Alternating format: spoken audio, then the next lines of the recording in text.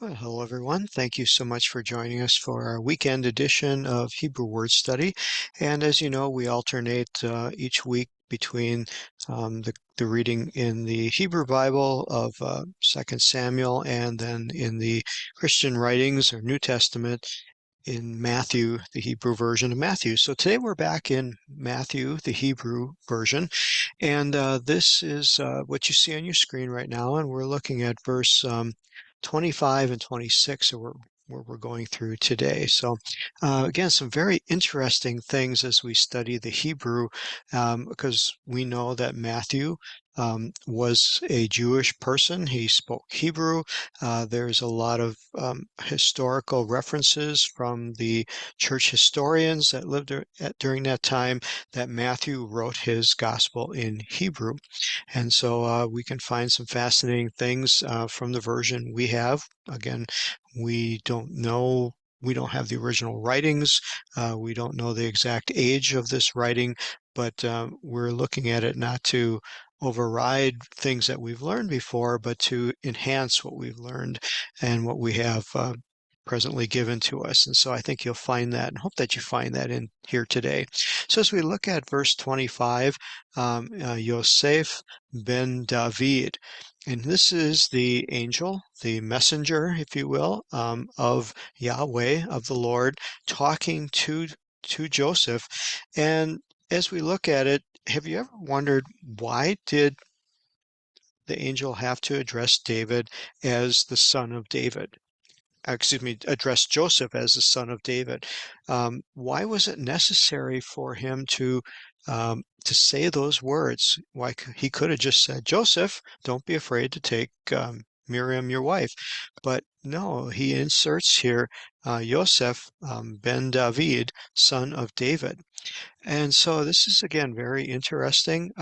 Could it have been it was necessary to encourage Joseph? I guess we can't even imagine what was going through Joseph's mind and Mary's mind as they're dealing with all this. Just get tiny little things here. And here is Joseph having a dream. And the angel here could be giving him encouragement, reminding him of what this is all about, that he is in the lineage of the Messiah. He is of the lineage of King David. And of course, everyone knew that the Messiah would be coming through the lineage of King David. And so maybe this was just a little bit of encouragement to him, knowing, assuring him that God was in control and that reminding him that this is the messianic lineage, that he is in the route of providing the Messiah and being involved in the Messiah's lineage, even though, of course, he wasn't the father, but still it was the lineage that was passed down here. And so, again, very encouraging, I think, that he was talking to him this way. Then he says to him, Al Tira, meaning do not be afraid. And then it uses an interesting word here of lakachat, lakachat, to take Miriam. Now, again, this is typical biblical language of taking a wife. You'll see this throughout all of the Bible of to take is the word used for, it doesn't say he married her, doesn't say that he went through elaborate ceremony.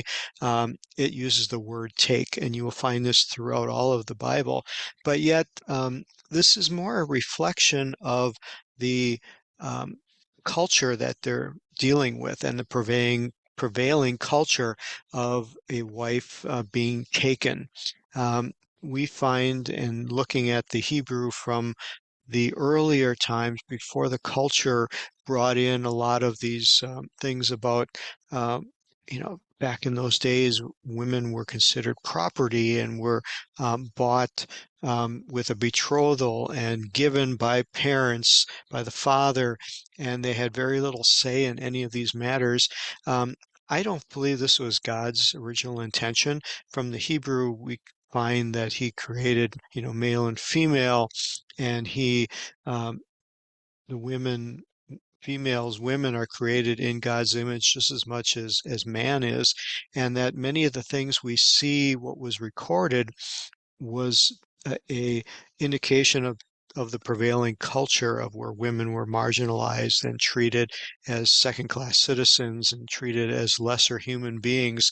But when we look at the Hebrew, we find so many wonderful stories of where God uses women and speaks through them, and they are prophetesses, and they are used in military battles, and they are some of the first ones that God reaches out to provide messages. Um, the resurrection, he appeared to the women first, and so we have to balance that.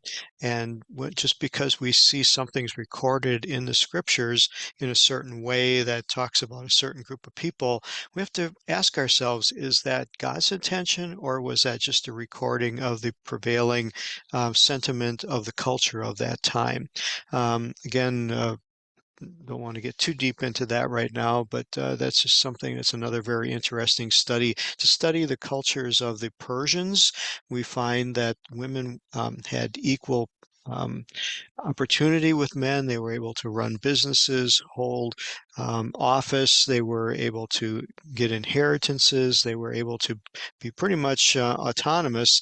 But then when the Persian culture was defeated by the Greeks and then by the Romans, the status of women took a downward turn, and it hasn't really recovered from that time. So moving on to that, another very interesting word here that it says the angel tells him to don't be afraid to take your wife. And the word used for wife here is isha, but yet there's a possessive on here. It's ishtecha, meaning your wife. And that's kind of interesting because if the possessive of you wasn't on the end of this word, it would just be a plain word for a woman. But the possession shows that this was a woman of high caliber, a woman of high social standing. She was thought of to be moral and pure and a prominent woman, and he was to take her and she was to become joined with him. And so this word, your wife, is being used in a very endearing way. And so I think that's important to note. Then when we get to the next part of that verse, the second part of verse 25, there's some very interesting Hebrew here. It is ki ma shelulad, and that which is born there. And then it calls, this is talking about Jesus about to be born. This is about the baby that's in her womb. And the angel is describing it a gift from the Ruach HaKodesh, which is how you find the Spirit of God talked about in the Hebrew Bible, otherwise known as the Old Testament, is the set apart spirit, or the spirit of holiness, spirit of separateness. And so it's interesting that this is talked about as a gift. And so the wording here is somewhat difficult to translate.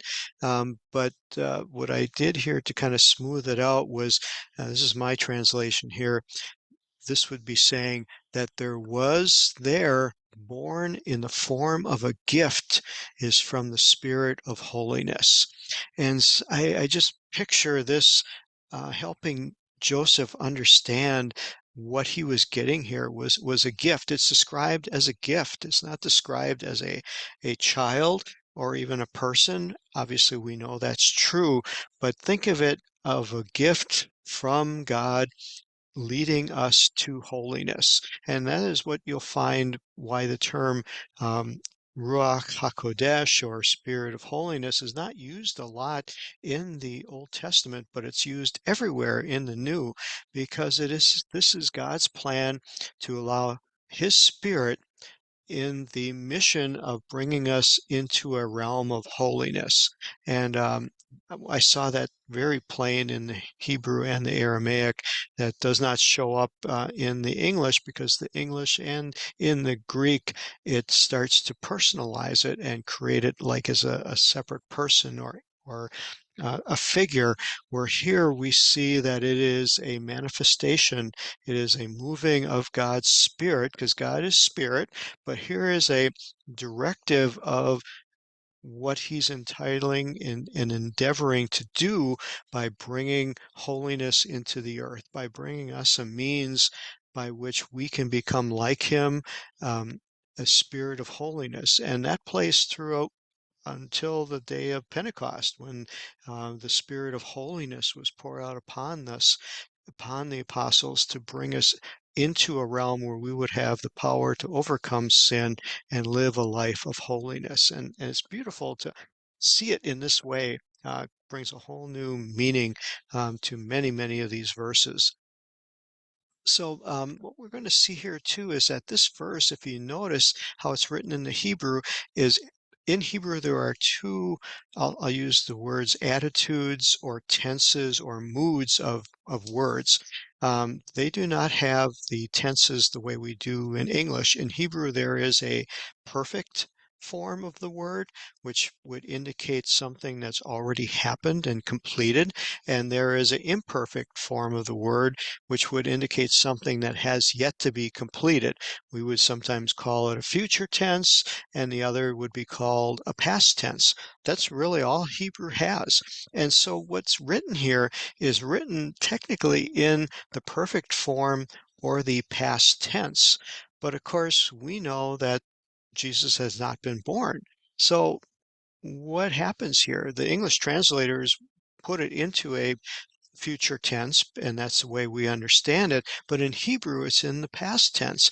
And something you will see in the Bible in Hebrew is that words spoken by God or his messenger will often be spoken in this perfect or completed tense. And the reason for that is because when God speaks something in the mindset, which is sometimes called a Middle Eastern thought, thought can be spoken of, things can be spoken of as though they were already completed.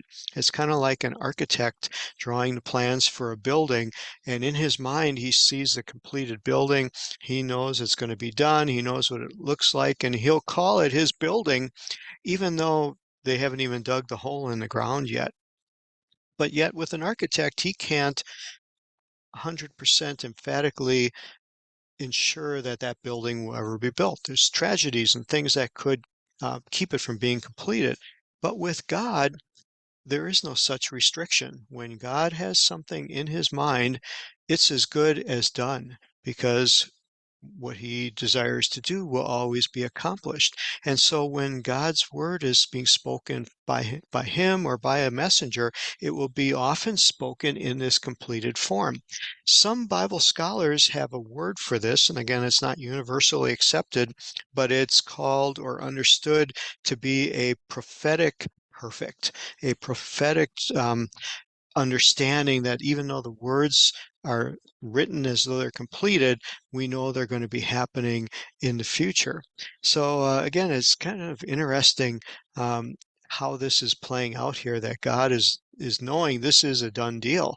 That this will happen. There's nothing that's going to stop it. His will is going to be accomplished. Now, with that thought, we see that in verse 26, it changes a little bit. Of course, it talks about vahine and behold, which again is a very momentous thing that happens in the scriptures. When you say see hine, it's always some momentous thing is happening. He teled, and she will give birth and to a son and call his name Yeshua, and that he will save his people from their sin. What you notice here is this word um, Yoshia, which is translated as will save, is not written in the perfect form. It's not written in the completed form. It's written in the incompleted form or the yet to be occurring.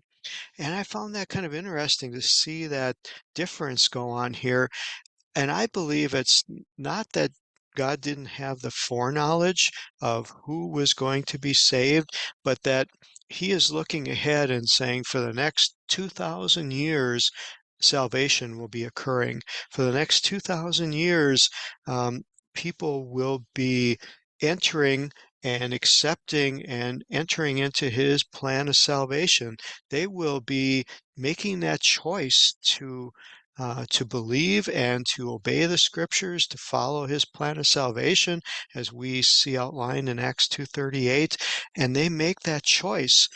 And this will be happening for these 2,000 years. And I think that's why we see this in the imperfect form. You also see the very similarity of spelling between Yeshua and Yehoshua. And that is because the name Yeshua, which is translated into Jesus in English, is the name for salvation. It is the name that God wants to be known by here because that is his purpose. That is his plan, is to bring salvation to mankind, to fill us with his spirit of holiness so that we can be like him. And so again, just I hope you enjoyed this study today. Just a beautiful insight into the Hebrew words and how they just build upon the knowledge that we have on who Jesus is and what his plan is for us. So God bless you. Hope you have a wonderful rest of your weekend and look forward to seeing you again next time. Bye-bye.